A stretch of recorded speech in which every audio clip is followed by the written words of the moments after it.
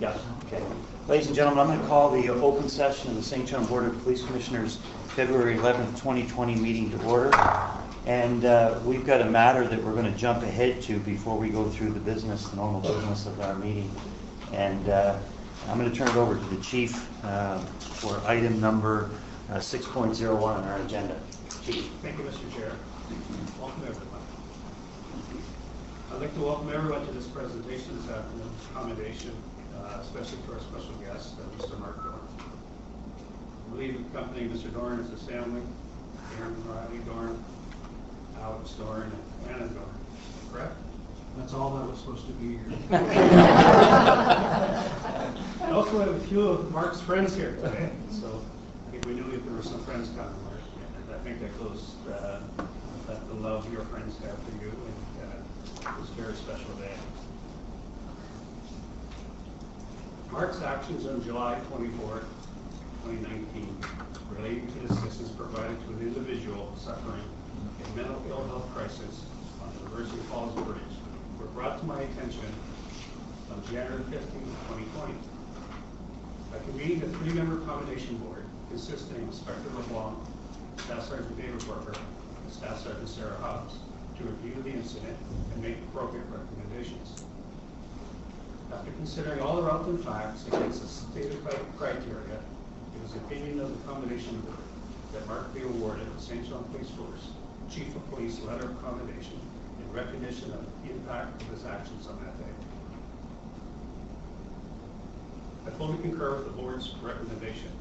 Mark's personal assessment and immediate reaction to the noted incident played an intimate role in preventing further harm to this individual.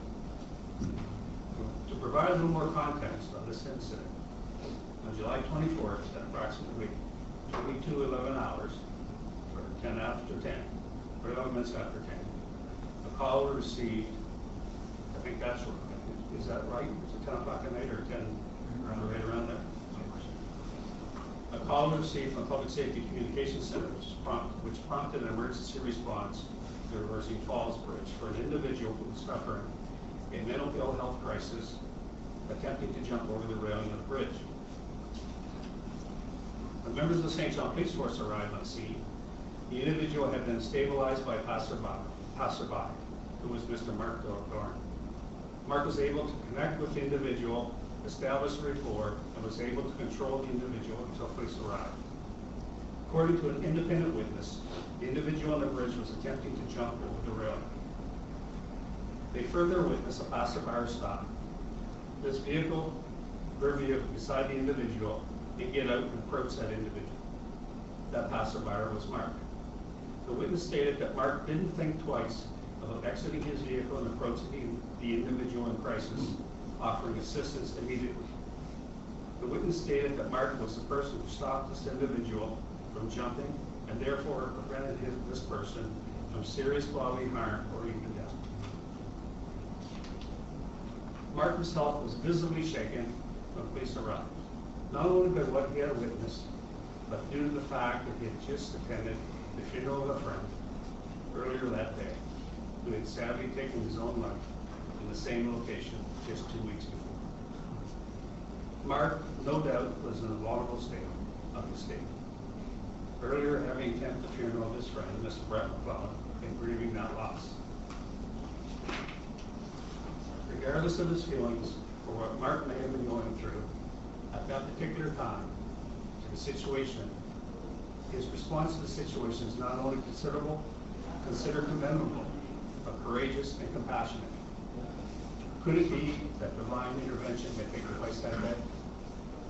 From the time Mark woke up to attending the funeral, to driving across the University Falls Bridge at that exact time, I believe his friend Brent was with him throughout the summer. I'm certain Mark was considered a treasured friend of Brent's, and as you can see from the support here today, Mark is a very special person. As Chief of Police of the St. John Police Force, I would like to formally award Mr. Mark Dorn with the St. John Police Force Chief of Police letter of commendation in recognition of his actions on July 24, 2019, in which he displayed courage and compassion and prevented an individual from potential harm. Mark, please come forward.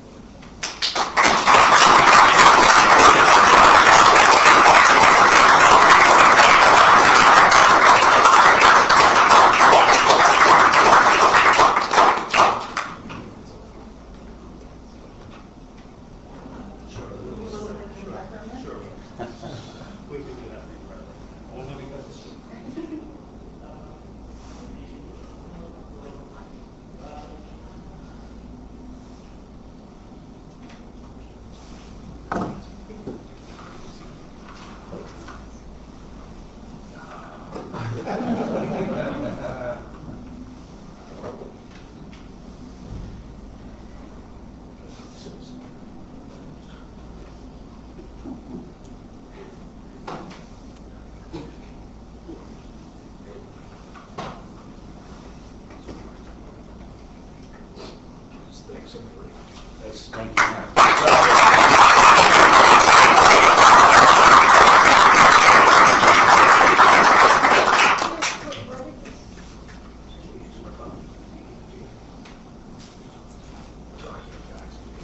Thank you. Well, thank you, everyone. You know what, as brief as this is, it was so important, I think, that we recognize Mark. I know that nobody really wants to mention his name, but Scott, thank you for reaching out. I know, but I think it is important that we recognize people who go above and beyond. We go to that University Falls Bridge quite often.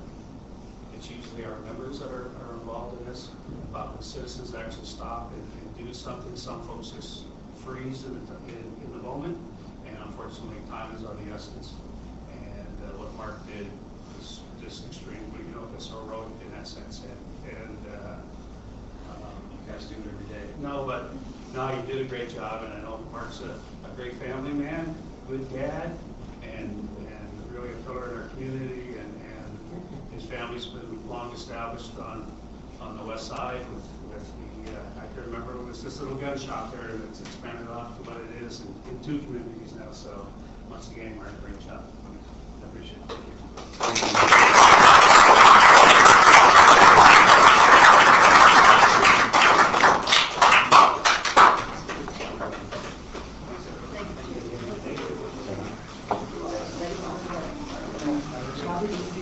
The encore kicked out of the war. Yeah, maybe I could. You got all your stuff there, buddy? Other people are getting sick, maybe some example happening. Thank you.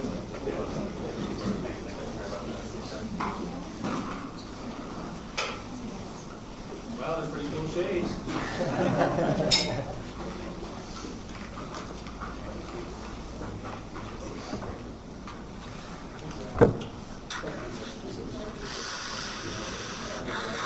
It's the human side of mental health and the challenges related to mental health. Too many meetings and not enough action.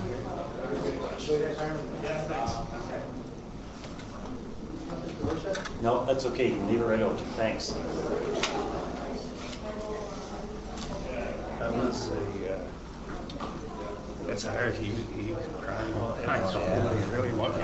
You can't help not to be. Well, those circumstances you say, Chief, right? When you're just coming from a funeral of a friend. It's hard. I mean, I'm there and I can't even look at my words because I'm just watching it all going. I think just very quickly, Mr. Chair, I'd say, with Bill Let's Talk Day a few weeks back and the whole stigma around mental health, and I attended a number of events that day, and in one in particular, I went to UNB where about 17 folks got up and spoke and shared their stories and of struggle and challenge and anxiety and so on. And just the point, I guess, is that a member of the Murphy family was there and shared very openly, the struggle. And by all indicators, young Maddie Murphy was excelling in sports and all these things. But anyway, the topic of mental health touches everybody in this room, every family, our officers, and I think we just need to do better. Right? As a community, it's complex. Anyway, thank you for that, Chief. Yeah, and then McCollums were there too. I don't know if you noticed, it makes it a little tougher, to go do. Anyway, No, that was excellent. So, so I think I called You the did. open session. You did. You did. The only comments I'd make from the chair's position is just to recognize that this is the last open session meeting that Chief Connell will preside over, the St. John Board of Police Commissioners, as representative of the force, as chief. And I want to thank Bruce, and he'll be more properly thanked when we do the change of command ceremony with the new chief, Steph Trollet, coming in. But just from on the record, and to have it on the record of tonight's meeting, our thanks, Chief, to you for your leadership here of the St. John Police Force over the last 18 months to 2 years, whatever that time frame is. I don't have it right in front of me, but 23 months. 23 months. There you go. Somebody else. 23 months, 2 days, and 10 hours, I think. You've done a fine job, and the board certainly appreciates it, and I know the community does as well. You'll be more properly recognized when we do the change of commands.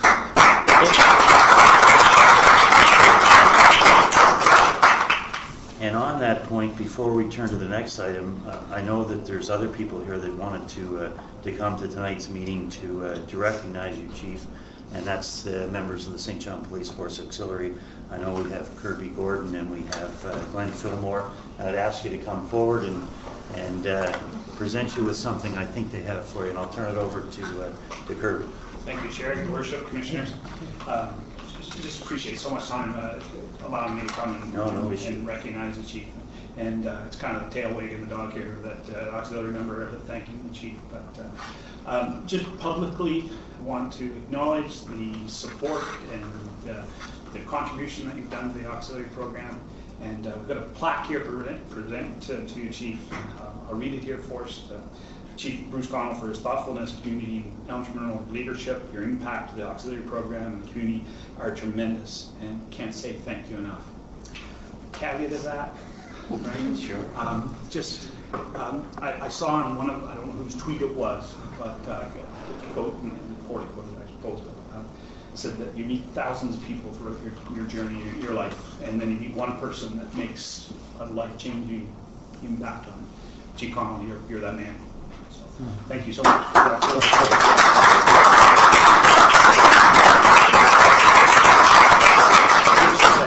Somebody will take a picture, so. Oh, really? Is my hair all right? Both of them. Yeah. I thought you were going to say the plaque was a loner or something. You can keep that, Chief. Wonderful. Thank you. Thank you very much. Appreciate you coming by. It's excellent. Happy to do it, but I'm still, I don't know how to say. Thank you. So the next item on the agenda, or the actual item on the agenda, is item number 2, the approval of minutes of the January 14th, 2020 open session meeting. Could I get a motion to approve those? So moved. Worship, Micah. On the motion, all those in favor, aye. Contrary-minded, nay. Motion carried. Item number 3 is the adoption of the agenda that's before you of February 11th, 2020. I'd like to add a letter that we received from the province under 8.06. So with that addition, could I get a motion to approve the agenda? So moved, Doug. Second, Mike. On the agenda, on the motion to adopt the agenda, all those in favor, aye. Aye. Contrary-minded, nay. Motion carried. Item number 4 is disclosure of conflict of interest. If anybody has a conflict of interest, would you please declare it now? There being none, we'll move down to item number 5. Item 5 is just a motion to receive and file the invitation for the DARE program, the graduation that was held back on January 30th. Came in after the last open session meeting, but we acknowledge it and would ask for a motion to receive and file that invitation. Mike, Your Worship. Sure. Seconder on the motion. All those in favor, aye. Aye. Contrary-minded, nay. Motion carried. Mr. Chair, Yes. just a question. I don't know if, how much advance notice we get. This one was rather short, but Daphne, if you can check and see if we can schedule a little more further in advance, because it Yeah. could schedule to go to one, Exactly. go to the one occasion, but 7 to 10 days notice is kind of hard. So. Yeah, fair comment. The next item on the agenda then would be item 6.02, which is Chief presentation re the exhibits and property control. Well, thank you, Mr. Chairman. I'd like to introduce Cynthia Lund. Cynthia is one of two members of the St. John Police Force who look after our exhibit property control, and Cynthia's the supervisor there. But I thought it was important for the board to have an overview about how we look after seized property and property that makes its way through the organization to court. It's been some stories in the newspaper, but I thought it was important that the board here directly is Thank you. how we do that. Cynthia, Thank you. welcome. My name is Cynthia Land, and obviously I'm the Exhibits and Property Control Supervisor for the St. John Police Force. When they decided to switch from a police officer into this role, I was the first civilian to actually take that role on in January of 2011. So what I'd like to do, you've gotten a short slideshow today. My last one was an hour, so you guys... The mayor's used to long meetings, so. But you're lucky tonight. I was just going to kind of go over a little bit of my background in my education and workplace. I have a Bachelor of Science and a Bachelor of Education, secondary math and biology. I've also completed a business certificate level 1 through the University of St. John. I also did the property and evidence management course through the IAP, which I'll discuss a little bit more later in the presentation. And I've also done a supply chain management designation, which was a 3-year program. My background before I came here, I worked 17 years with Pepsi within the supply chain. So that includes inventory, purchasing, logistics, the quality assurance side of the raw materials and full goods in production and shipping. So I was able to take those 17 years and very well be able to switch this over to the inventory and the what we have in property control very easily. So the next few pictures, so these are pictures worth 1,000 words, is pictures that are, some of you probably have never been around to our property room here. So the very first one is that we have a little room off to the side which has pass-through and forensic lockers. These ones on the left are what they call pass-through, which as soon as the officer puts property inside, they lock it. They can no longer get to that property without coming through property control. The ones at the very back are the forensic lockers. Those are key locked. So if they need anything done with any of the inventory or exhibits, with forensics for fingerprinting, that sort of thing, they would go in there. Forensics would actually take the key and remove it at that time. Inside our main evidence room, which is at the very center of our building, there are no windows in evidence. There's only one in the main room. We have what they call rolling shelves. There's adjustable shelving. We can move them to any size we need or want for whatever inventory or exhibits that we currently are holding. That's just a couple of more examples of the adjustable shelving that we have. We also have what we have as specialty rooms. We have 4 of them. One of them is a firearms room where all our firearms are held behind a secure door, which is all key locked. The second one is we took on the equipment and everything that is given out to the officers or civilians within the building. We also took that from Ross A. Avenue. So we also have a room designated just for those types of things. This is just an example of one of our other rooms, like we put on all the long-term exhibits, which would be sexual assaults, murders, missing persons. Cold cases. Yes, anything that we have to keep exhibits for long-term goes into a certain room. We also have one that is for drugs in the safe as well. I just didn't take a picture of that one. So we currently have 2 full-time employees. The number of files that we dealt with evidence in the year 2019 is just over 2,000 different files. Pieces of evidence, we have 5,492 different pieces of evidence, and I've broken down currency, drugs, evidence, firearms found, statements and surveillance, as well as others. Others could be biologicals, hazardous, that sort of thing. So we currently have quite a bit of the currency, drugs, firearms, and found property.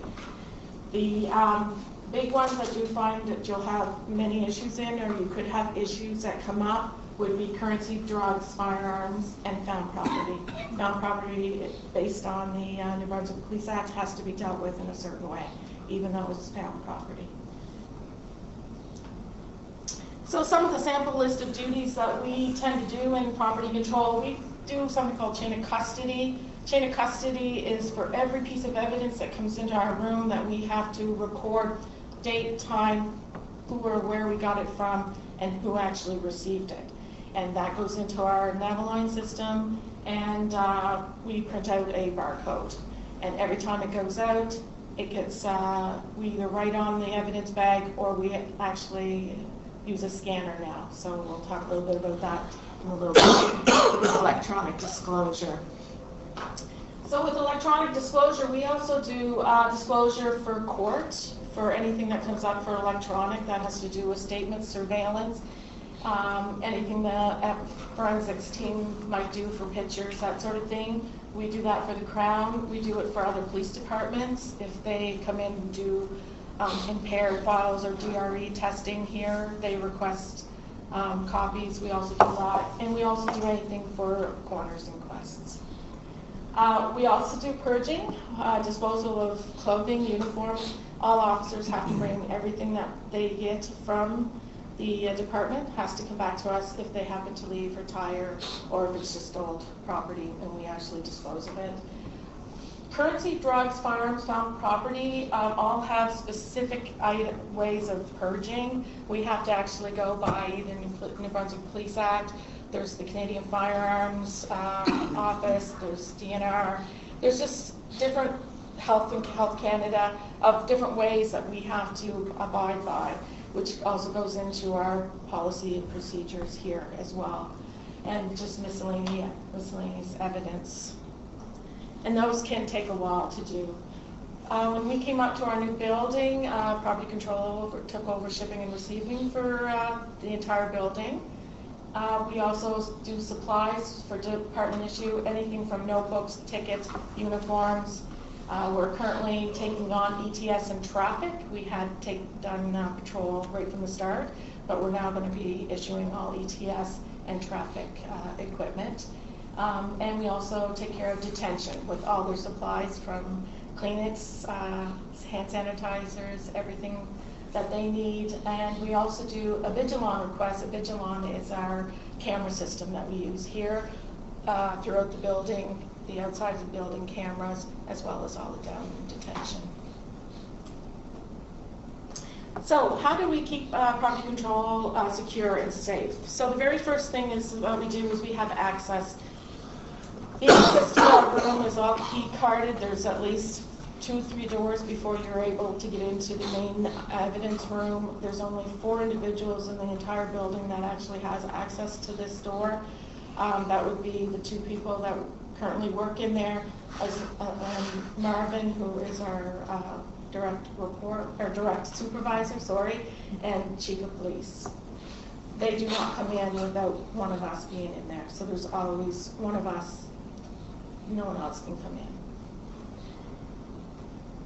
The second thing we do to keep control is that we actually have cameras. We have a camera that sits outside our hall, our main door, and shows the locker room. We have one in our main office where we sit that shows the lockers when we take property out of the lockers.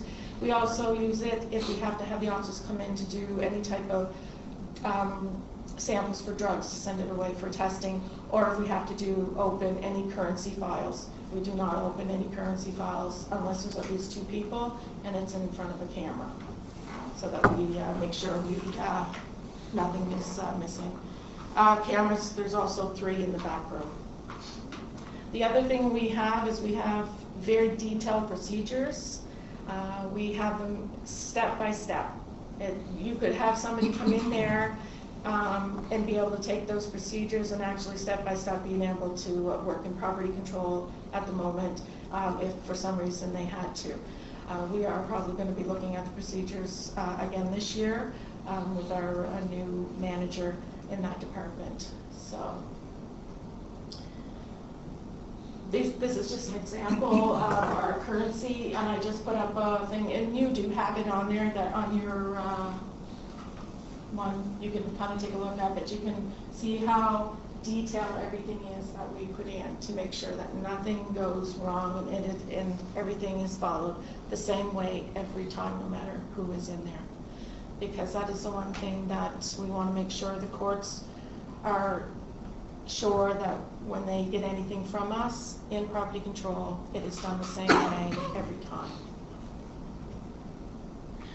That comes to the chain of custody, and I just spoke to that not too long ago, and that is a sample of an evidence bag that can be filled out with all the information for the chain of custody.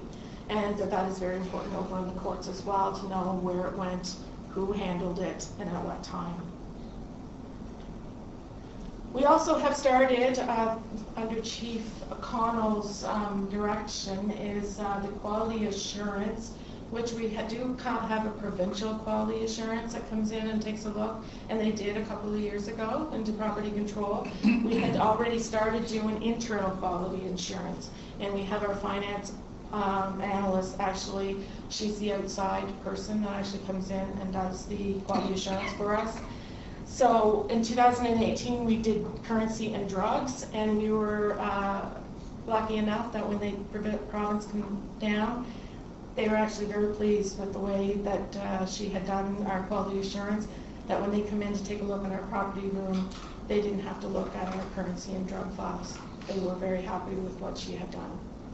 2019, our quality assurance, we did currency, found property, and overall evidence, which is the largest one that we would do. And starting in 2020, this month, she'll be down to do our drugs again. Like I said, currency, drugs, firearms, and found property are the big major ones that we have to keep a look at.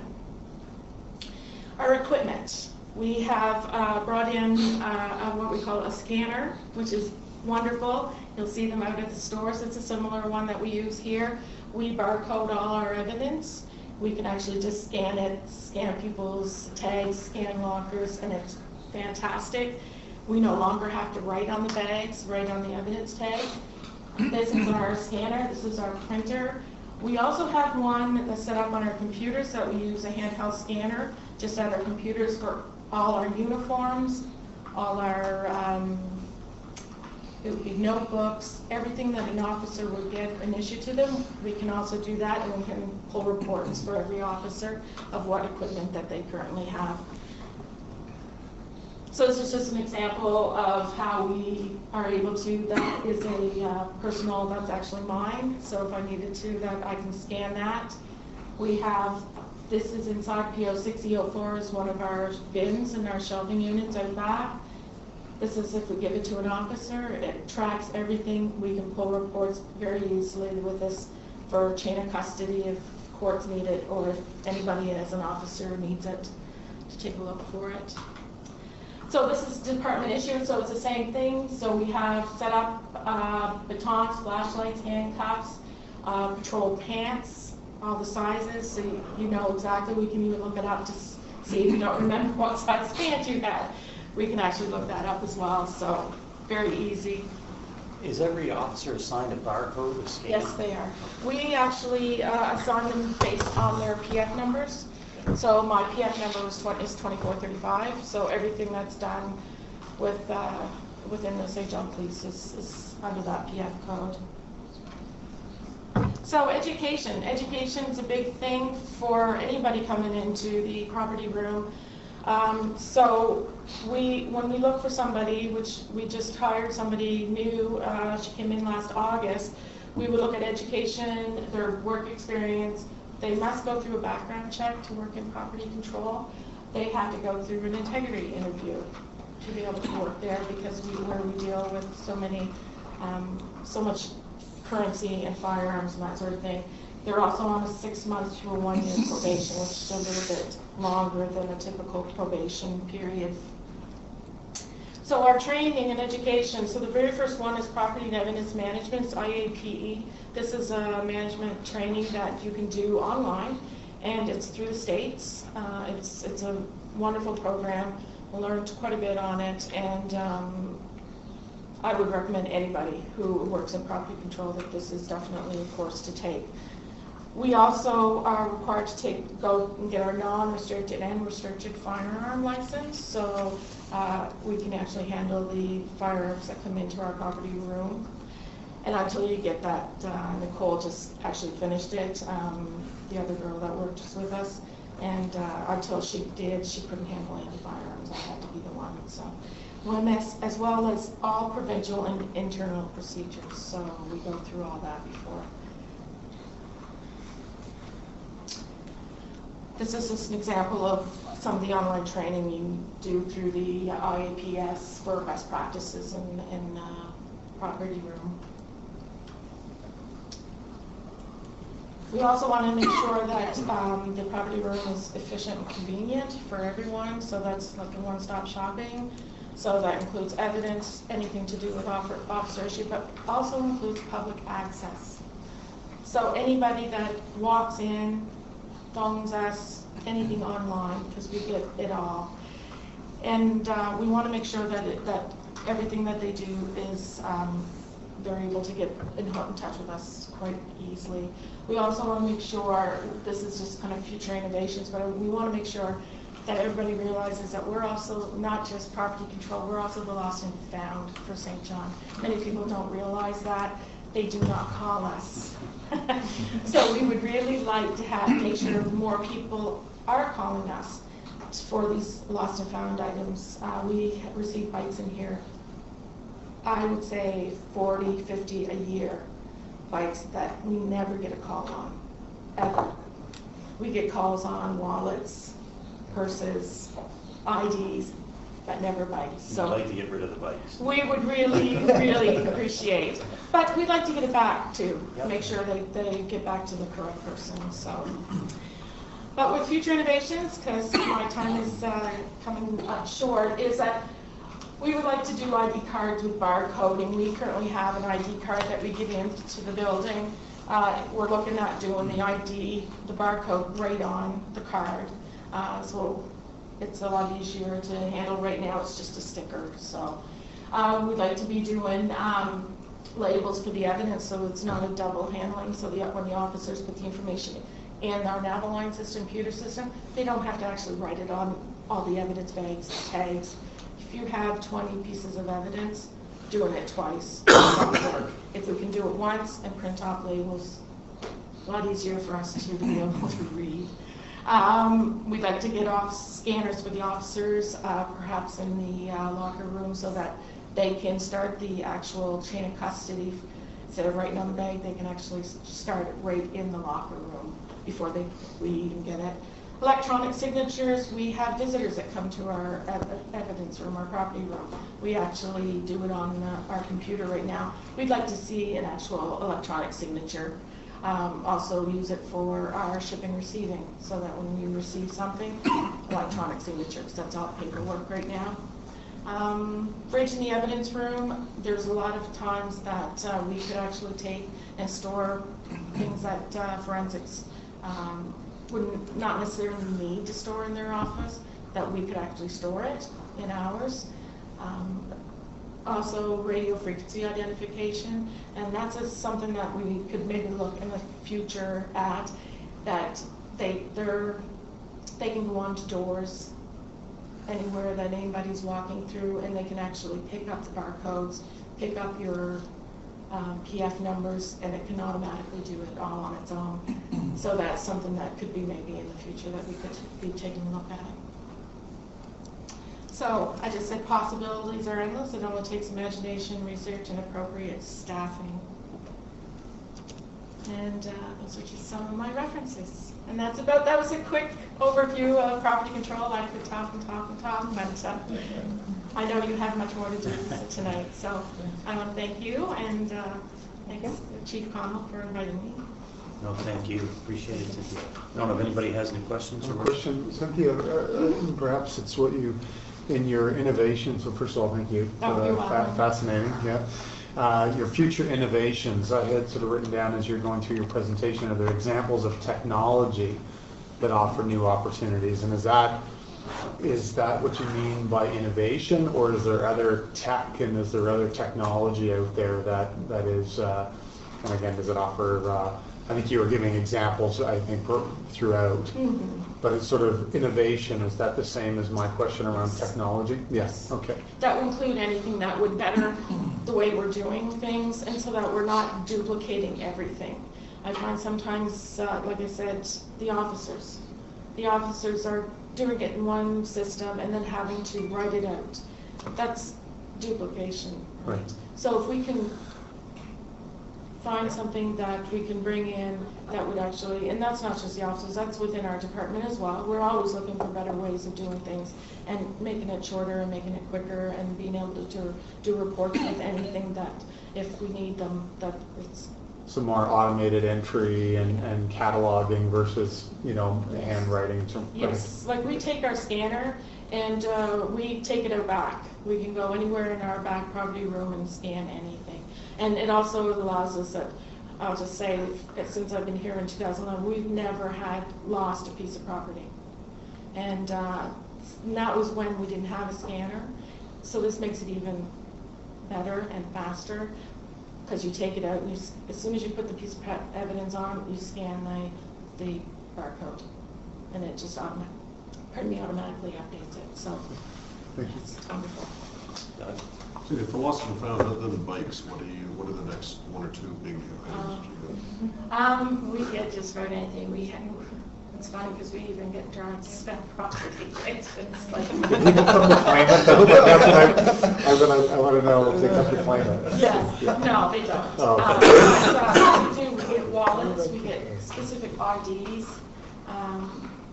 What other? We get bikes. We've gotten. Construction material. Yes. No, I'm just wondering, as you're saying, you're looking for people to, or you wish that they knew you, that they could call you, but Yes. there's got to be some proactive means that we can take. Yes, we are actually looking, that was one of the, I didn't mention in innovations, is that we are going to be working with our, I didn't use that. plan? Our communications folks, right? Yes, our communications person, that perhaps we could do something on Twitter anytime we get in, or even on our St. John website. It depends on where they would like to put it. Yeah. Is actually every time we get something, a found property, and we'd actually put it on and say, okay, there's a found property. And these people are able to go in and take a look on a daily basis that, oh, there was a found wallet. We wouldn't say who it was, we wouldn't give too much of a big description or anything, but just something that they're able to say, oh, okay, I did lose a bike, or that sort of thing. Then they would give us a call or a quick email, that sort of thing. So. And Doug, I can't tell you that my daughter went to take your daughter or son to work day, came over to the police department a few years ago, was getting a tour, went to the property room and saw her brother's missing bike. So it worked out like, Well, there used to be the famous bike sale, right? That they would do but anyway, at a certain point, you've got to clear some bikes out. We Crescent do. Valley and bike sharing is what it Yes. is. Yeah. Chief, you wanted to make fun? Yeah, well, first of all, is your mom's with us? Yes, it is. Well, welcome. Yes. This is, I think, I just want to say this, while your mom's here and for Cynthia. So Cynthia is a very valued employee of the St. John Police Force. And as chief, she's one of the few people I go to within the organization to have discussions and throw things out and as where we can move forward with. And Cynthia's background with regards to Pepsi-Cola and logistics and her education, and her mind's always going, and she's always thinking, not for herself, but for this organization, this community, how to make things better. Her concerns are when folks call in, and sometimes when we seize property, it's not just because we found something on a corner. Sometimes we have to take property when we go to homes because of deaths. And families want those things back. And Cynthia's very compassionate when she deals with those families and tries to work through that with the goal of getting back to that family so they can have some closure. So Cynthia, I thank you for that. for everything you've done while I've been here as chief and that. So I just wanted to touch on a few things on her presentation tonight. When she references our audits that we do, in fact, our member who does that is a CPA. At one time, we used to do some with our Impress fund with an outside firm, and we realized we had the capacity within the organization on the Impress fund. So then we looked at, if there's one place that can hurt an organization, and it's across North America, is your bond room, your property room. So by having audits, by having staff like Cynthia and Nicole, who want cameras, who want to do everything to be very, very transparent, makes it much easier as a chief and for this board as an oversight board. It's very important that we have that. Cynthia did a presentation to MB Chiefs here in the spring, and it was her presentation was a little bit longer than tonight's, but I can tell you that we're second to none in New Brunswick. In fact, departments have reached out wanting to send members here to see how we do it in St. John, and most would rather I send Cynthia off there for a week or so to their department to help straighten things out. Can't quite do that, but we will work and help other agencies. So I think what we've done here is really best practices. Property control is really one-stop shopping in the sense that shipping and receiving and property. But from a business perspective, we now know just about every asset that we have within this organization because it's been tracked through property control. So we know, we can do analysis of like, when do we need things, or do we have too many things, or why are those things breaking, right? Because we're able to track things that we really didn't do before. So those are overall savings for this organization. So there's lessons to be learned there, I think, from what we do and maybe across the city as a whole, some of the things we've done in this organization. And also thank Marvin, because Marvin's really the manager that oversees property control, and between Marvin and Cynthia, they've come up with some of these best practices. And as Cynthia has said tonight, she's always looking forward to say, what's the next best practice that we can do within the organization. So again, I just want to thank you for what you've done in property control, Cynthia. And I want to welcome Mrs. Lund for being here tonight. Thank you, I enjoyed it. Well, you should be very proud of your daughter. You're welcome. Chief, a follow-up. So again, thanks for the great presentation. Is this, in other forces, would this role be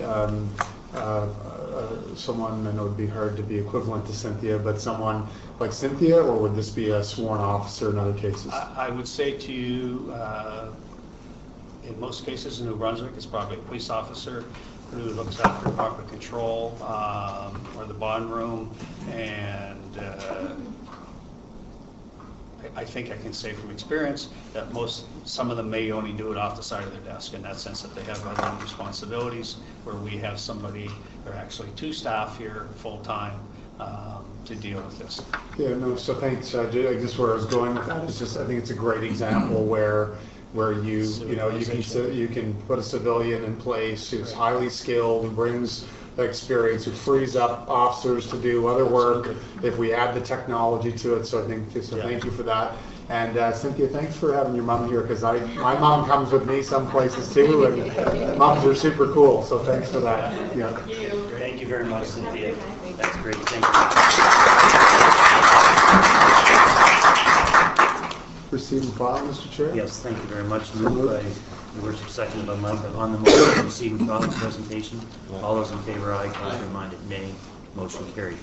The next item on the agenda, ladies and gentlemen, is item 8. We're going to go through each one of these items individually. The first item, I'll turn it over to the Chief, is 8.01, internal monthly report. Thank you, Mr. Chairman. For the month of January of 2020, there were no complaints. There is one complimentary correspondence and no grievances.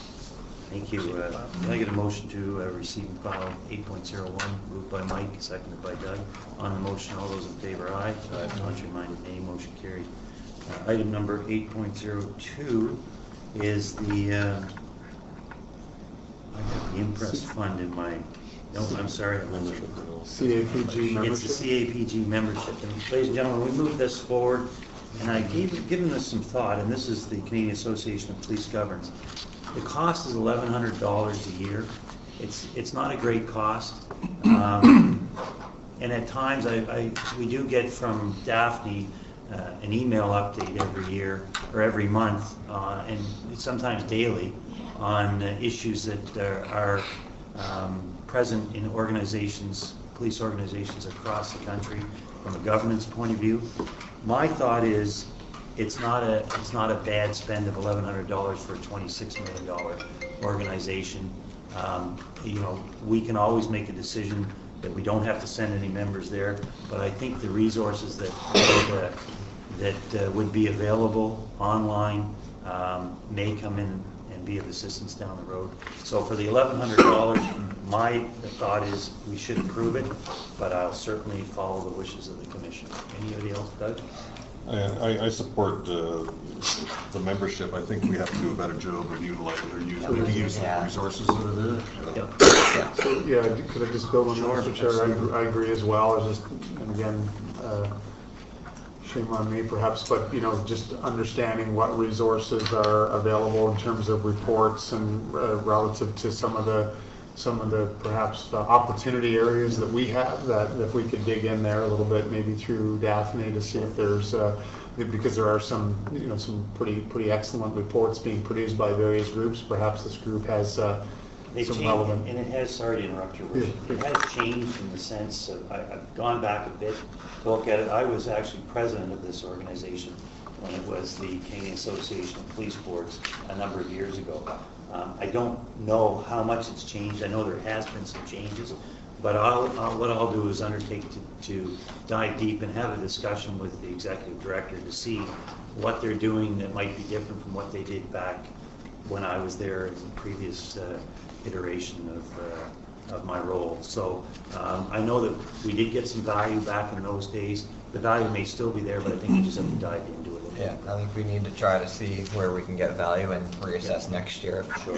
If over the course of this year, again, we're not really getting any value out of it, then, you know, look at that decision And again. perhaps just one more piece through Daphne is if as members because I think there's a portal, Yes, there you know, is. backroom portal, so we can get the login information. That'd be great too. Yeah. Thank you. So on item 8.02, again, Doug, would I get you to make the motion to approve the expenditure of the membership fee for? Can I just get clarity? There's two amounts. There's the $11.52 that's highlighted, and then at the top of the next page it says annual due is $630. Which one are we making I have to approval? ask Daphne for that, but I thought it was the 11. It's $1,100 a year. Okay. Yeah. So, is it okay? Okay, so yeah, I'll make a motion to approve the expenditure of $11.52 as annual dues for the. Second. Thank you. Seconded by Mike. On the motion, all those in favor, aye. Aye. Contrary minded, motion carried. 8.03, Chief, is the highlights of the monthly activity report. So, Mr. Chair, I just bring to the board's attention, if you look at mental health related calls, if you look at January of 2020 to 2019, we went from 84 in 2019 to 152 in 2020. Chief, can you just give us a couple of examples of the difference between mental health act and mental health related calls? Yeah, so something ends up the Mental Health Act for the most part would be members who take somebody to hospital or to mercantile center, becomes a mental health file. Mental health related calls could be somebody who has mental ill health, but it's secondary to what's taken place. It's there, but they're able to either talk them through it or refer them to other services that may be involved in a criminal matter, but it's mental health related in that sense. Mental health file is generally a file that's been created where somebody's been taken to hospital.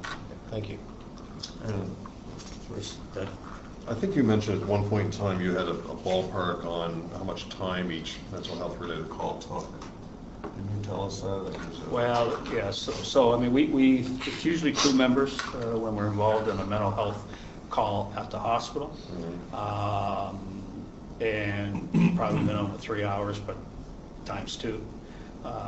Just for the board's information, in fact, we're just in the process of introducing this year, where we're going to do a study and, in fact, definitively try to answer that over a period of time, is how much time do we actually spend on mental health.